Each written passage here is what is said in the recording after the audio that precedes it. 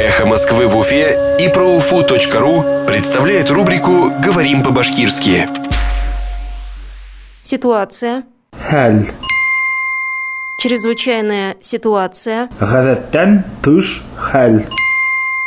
Чрезвычайная ситуация. Гадәттән тыш хәл.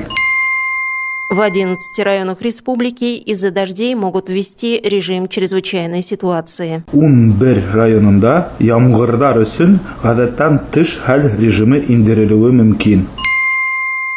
В 11 районах республики из-за дождей могут ввести режим чрезвычайной ситуации. 11 районында ямгырдар өчен гадәттән тыш хәл режимы индерелүе мөмкин.